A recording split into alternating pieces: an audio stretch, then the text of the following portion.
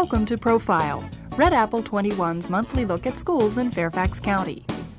On this edition, we'll take you to Fairhill Elementary School and Fairhill Center to see how the One School approach brings together students and staff as one team committed to success. As we spend a day in the school, you'll learn about the many unique and interesting programs that shape the personality of Fairhill. See how an integrated approach to instruction leads to a performance by third graders studying Wales and results in the creation of a friendship quilt by first graders. Learn about special activities that introduce students to technology in the classroom, computer lab, and library, and see how a weekly TV news show keeps everyone up to date. We'll also show you why the chorus has something to sing about and how students pitch in, or dig in this case, to help beautify the school. Our visit to Fairhill School is next on Profile.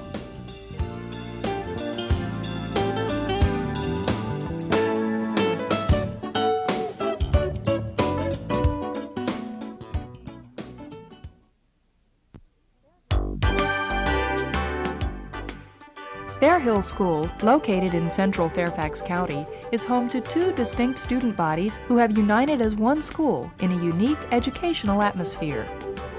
Students, staff, and administrators from Fairhill Elementary's General Education program work in cooperation with their counterparts from Fairhill Center to create an environment that stresses the one school concept. Fairhill Center and Fairhill Elementary are really one school. We have classrooms from Fairhill Elementary and Fairhill regular education, all within the same building, scattered equally throughout. We work together collectively to mainstream and integrate physically handicapped students into our regular education programs as much as we possibly can. We do lots of activities to foster what we call the one school concept, where we work cooperatively together as one school rather than as two. I think the relationship is one of one school. We're real proud of that.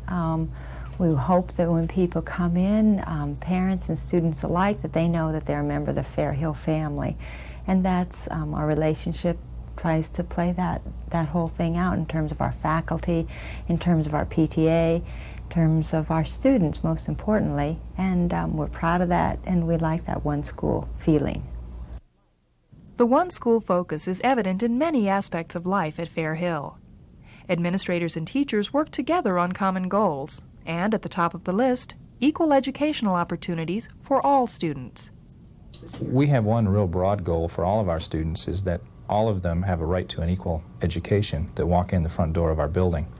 We've placed special emphasis on our media center this year in improving our collection, improving the facility. We have automated our media center. We have worked hard on improving technology throughout our building this year. In addition to the academic goals, the Fairhill team also focuses on the social aspect of students from a general education program, working side by side with students with physical disabilities. We have, Fairhill Center has about 50 severely physically handicapped youngsters. So you're going to see kids who are severely physically handicapped. They are going to be in wheelchairs. They may have augmentative communication devices, you know, for those kids who are non-vocal speakers. The kinds of things, I guess, that you would anticipate that makes kids look different. But rather than focus on differences, Fairhill students learn to think about similarities. I think one of the greatest benefits is that constant sense of emphasis on similarities, that the kids may look different on the outside, but on the inside they're all students at Fairhill. And emphasizing the similarities is one of the big things that we hope to accomplish here at Fairhill, that kids are kids first. The student attitude is really positive. All they know is the one big student body. It's not unusual for our students to have friends who are in wheelchairs or have friends who are physically handicapped. This experience teaches a valuable lesson to students who learn early in life it's what's inside that counts. Well, we hope that as adults that they will see people as people, that they begin to appreciate people for what they have to offer on the inside, and they will learn that everyone has a great deal to offer to one another, and regardless of what people, may look like, that it's worth the time to get to know one another. Students do get the chance to know their classmates in a variety of classroom and other special school activities. As we take a look at some of the interesting and unique programs at Fairhill, you'll see how a dedicated team of educators work together to provide the exciting, creative, and motivating experiences that make this school truly unique.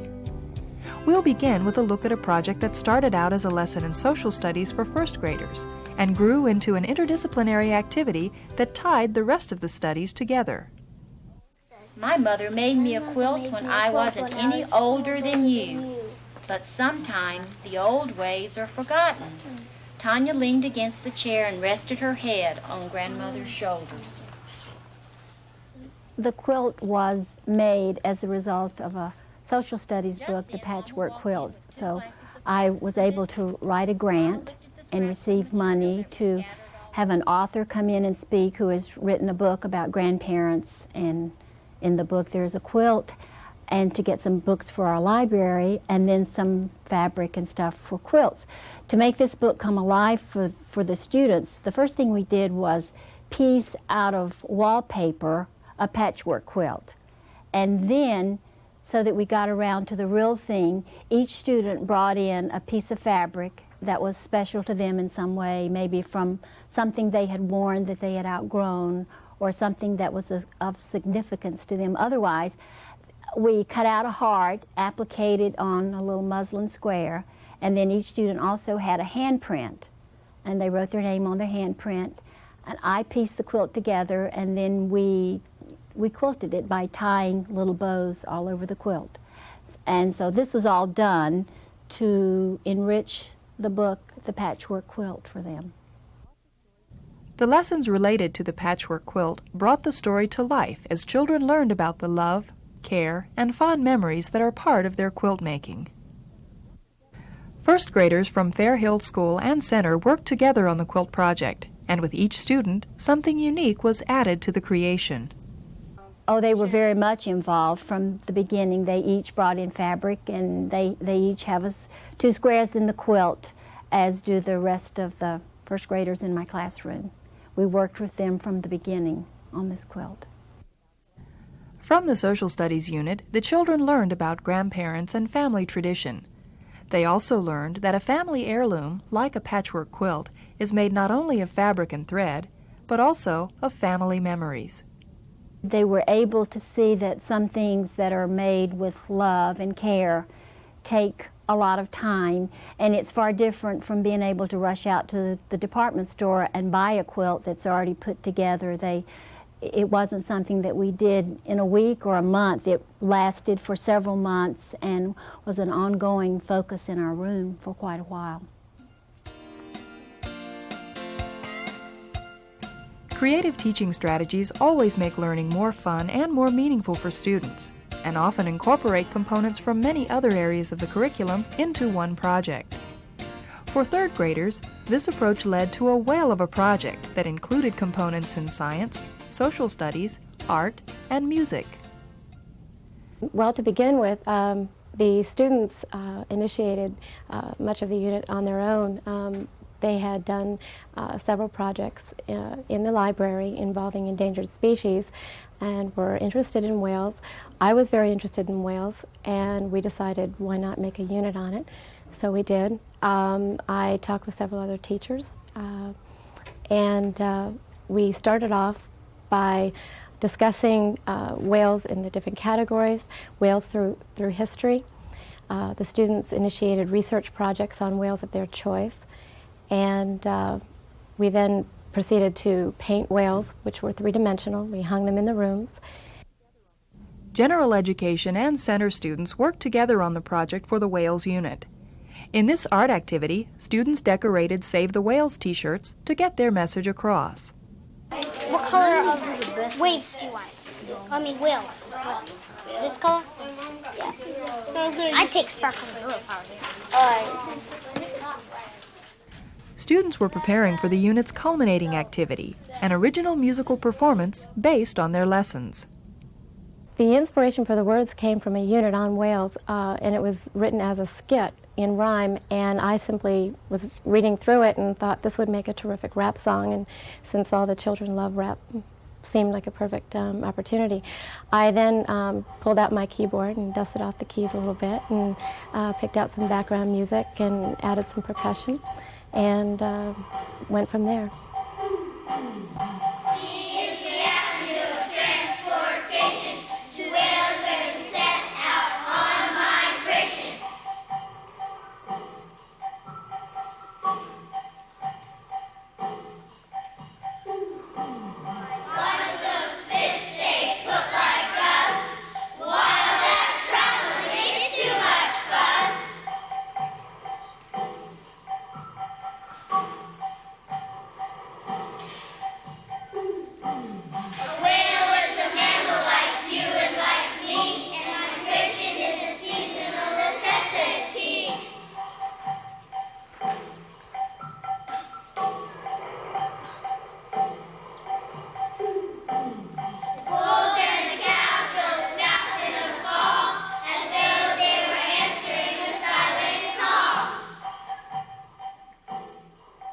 The students enjoyed the activity so much that their teachers didn't need to disguise the fact that along with the fun came a wealth of information.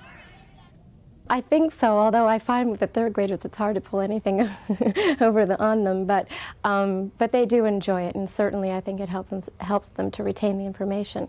The rap focused on the migration patterns of the whales, and I think they'll remember that for a long time to come. The staff at Fairhill feels that an integrated approach to instruction can reinforce learning while giving students many different ways of seeing a single topic. This kind of learning frequently takes students from the classroom to the library for research or related language arts activities. We do make an effort because I think children learn things that are meaningful, and if they're learning things in class, we try to extend or supplement that learning in the library. We've been doing a bit now with endangered species and the environment because those are some of the topics that they're learning about K through 6, and when they come to the library it's fun for them to see that extension. Students of all ages visit the library regularly to learn how to find and check out books, work on reports or other class projects, and hear favorite stories. In April, hermit crab passed a flock of starfish moving slowly along the sea floor. "How handsome you are," he said. "Would one of you be able to come and live with me?" "And I would," said a little quiet The program that you saw this morning was the weekly time that the kindergarten classes come together in the library, both the regular ed kindergarten classes and the physically handicapped kindergarten classes. And it's a wonderful opportunity for them to integrate and to have a happy story time, and sometimes to have some little critters to look at that apply to the story, and also to find books that they're interested in, and also to learn some discipline and responsibility of book care and book checkout. Even though these students are very young, they're learning how the library is organized and how to find the books they want. I think they're very ready to understand those things. They're willing, and they want to find books so easily that before you know it, they're finding the dinosaurs back in the science section, and they're finding the history books in the history section. They're just very willing and able learners. The library is a true learning center at Fairhill, and what students don't learn from the books and other printed materials, they can learn from direct observation or hands-on experience. And you see, this hermit crab is getting so big, he's almost outgrown his shell too. So in our little aquarium over there, we have an extra shell in case he needs a change of houses. Isn't that wonderful? Mrs. Steibler has the extra shell. And one day, real soon, you're going to find him wearing this house instead of this house. Well, we've been fortunate to have some volunteers that work in the library that also like critters. And last week we had a box turtle come to live for a week and then was returned to a creek, a nearby creek. We also had a moth, a Viennese emperor moth that came to live for a week and over the weekend was returned back to nature. So we have kind of traveling critters that come and go. However, our ants are a permanent part of our library, and we've had a new addition of some hermit crabs, as you mentioned before, that will be staying with us through the end of this year. I think all these things are hands-on kinds of science for the kids, and it just makes learning and looking up things and research so pleasurable that they don't even realize that they're doing research. By making learning fun and interesting, the Fairhill staff motivates students to do their best and helps them develop a positive attitude toward learning. This approach can be seen across the curriculum in all grade levels. One example is in the school's use of computers, especially the portable laptop computers used by 5th and 6th graders. The laptops are not only used and enjoyed in the classroom, but are also available for students to take home to complete or refine their writing assignments. Basically, we use the laptop computers for drafting and revising during the 4-step writing process. We also use them to publish every once in a while. We have been known to publish school newspapers with the use of those laptop computers. And the students on occasion usually use those laptop computers to present a final copy of a report that has been assigned. Will come out to be this length, and your number will end up at the bottom. You have to press period, find period. By using the computer, students are able to spend more time creating quality work and less time copying and recopying every draft. Mr. Cannon has been pleased with the results and feels that his students are improving their writing skills thanks to this technology. I feel that the program has been successful. Anytime that we introduce our kids to anything in the field of technology, I think that that's a feather in their cap, and being that they are our future, they'll be well equipped to face the challenges of the future.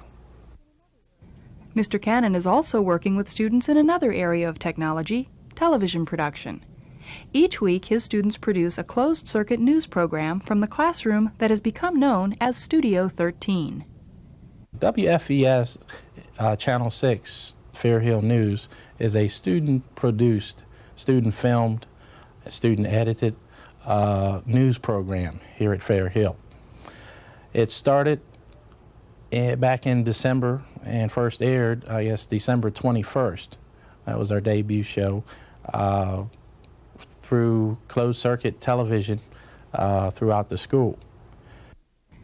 Using a pre-taped computerized opening and video of the flag for the morning Pledge of Allegiance, student reporters present a comprehensive look at news, weather, sports, and other items of interest to Fairhill students. Good morning. I'm Saba Connie, WFES Channel 6 News. The annual PH Games will be held at Falls Church High School on May 11th. Mr. Cunningham's 5th grade class has been coaching the students, and 4th, 5th, and 6th graders will be cheering for them on the stands. Last Monday, the Area 2 Science Fair was also held at Falls Church High School. Congratulations to all students who made it there. Now let's go to Joanne Fong with the international news. Joanne? Thank you, Saba. Students research and write their own stories, and in doing so, keep abreast of issues, trends, weather patterns, even books and movies. Yo, Couch Potatoes, it's time for the Couch Potato Movie Review. Today I'll be reviewing the movie The Gods Must Be Crazy Too. This movie all started when 2 African boys decided to hop on a water truck that they thought was some kind of animal. Their father followed the truck tracks to rescue them. Meanwhile, a man and a woman took a joyride. 3 news teams work together to produce the program and rotate through the reporter and crew positions, giving everyone a chance to work in a variety of jobs. WFES consists of 3 news teams in which each news team consists of a weather person, news person, anchor person, book critic, movie critic, and sports.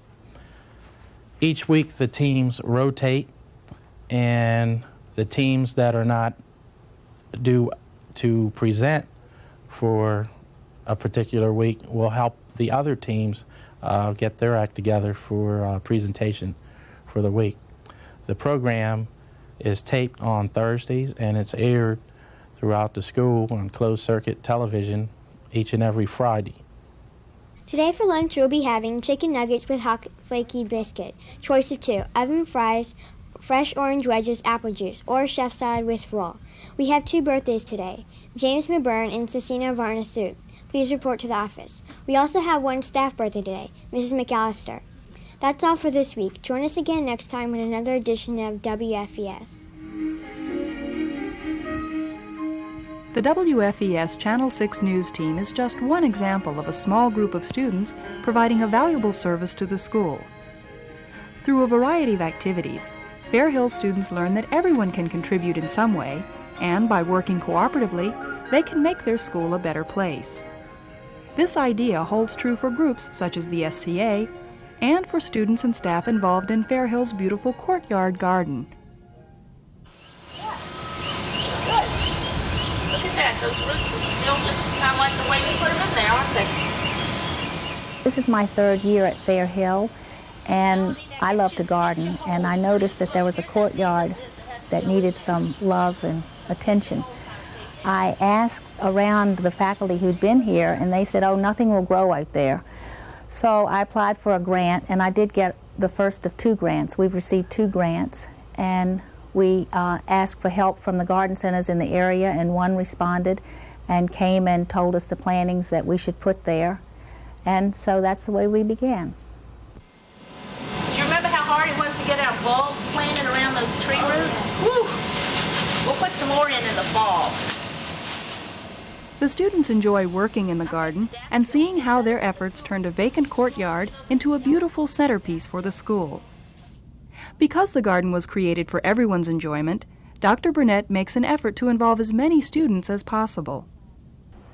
I try to go to different classes and ask the teachers to select children to whatever the situation is. Sometimes we need to weed, sometimes we need to plant bulbs, and so the teachers send me. It depends on the schedule for that day, and sometimes the teachers use it as a reward. It just depends on the situation. We do have one child who has a permanent job, and she's one of the children who's in the wheelchair, and she keeps a check on the rain for us. And so she keeps a calendar, and when we have had 3 days in which we've had no rain, she comes and tells me so that I turn the sprinkler on. Look, guys, see, this is what Natalie's doing. It's good it rained on Saturday, isn't it? Because, you see, anytime it rains, she puts an R. And anytime it doesn't rain, she puts a check to let me know that she checked it that day. So we're 3 days down, so we need to turn the water on. Okay, thanks a lot. The time spent in the garden is not seen as work, but as a chance to contribute something to the school, and the opportunity to learn more about horticulture, as Dr. Burnett shares her love of gardening with students. I just hope that our children will develop a love for gardening because it is a lifelong skill. And I think the children children with physical handicaps can garden on their patios, or they can garden at home too. So I think this is something that all of our children can enjoy. Just as students care for the plants to help them grow, the Fairhill staff provides a nurturing environment to promote students' academic and social growth. The dedicated school and center staff members want the best for their students and are highly motivated to provide interesting, enriching, and creative classroom activities. I think our staff is probably naturally motivated. All of our staff, of course, has a love for children, and they care deeply about kids, and they care deeply about the education of all of our students. So there's a natural motivation built in. And I think there's an extra challenge that our regular education teachers have in working with and mainstreaming our physically handicapped students from Fairhill Center. In the music program, teacher Lisa Heichel reflects this attitude by providing a variety of creative musical activities to children from both student bodies. Music is important in elementary education, not only because it adds to the curriculum, but because every student can be involved in it in some way. from any student from the center or from general ed can involve themselves in some way. And it's nice to see everybody working together.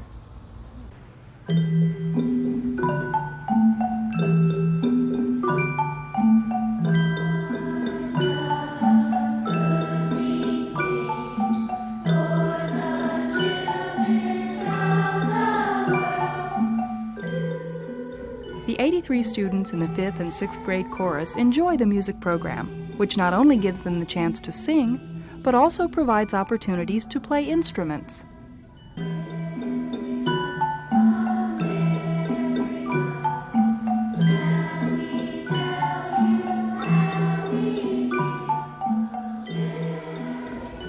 Oh, I just think it makes it so much more exciting to see something going on, to hear something, to touch the instruments. It makes it a lot more exciting for the students and a lot more exciting for the audience to have something to look at as well as hear. Although singing as a group is a big part of the choral program, Fairhill students also have opportunities to go solo.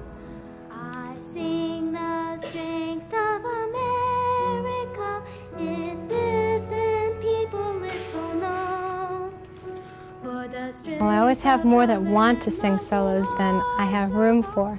So mostly I try to, between the two concerts, the winter concert and the spring concert, I try to get something special for each 6th grader to do. If they don't get a singing solo, I try to get them to play an instrumental solo or to have a spot like in a dance part or some opportunity for them to feel special. Working together as one school, the students, staff, and administrators from Fairhill and Fairhill Center have indeed created a special atmosphere based on cooperation, concern, and respect. The educational opportunities, the chance to explore, create, and learn are all because of an environment that encourages and expects the best from everyone. It's a real positive atmosphere at Fairhill. We have lots and lots of community support. We have wonderful students and we have a terrific staff. By working together, the Fairhill team has built a program that reflects the dedication, professionalism, and eagerness to learn that makes everyone proud to be a part of it. The children make me proud, and the teachers and the therapists make me proud. I think the Fairhill family working together makes me real proud. It's a real good feeling to be at Fairhill and to walk down the halls and to see the children line up for lunch. It's a very loving, caring place to be, and that makes me real proud to be a member of that group, and I enjoy it.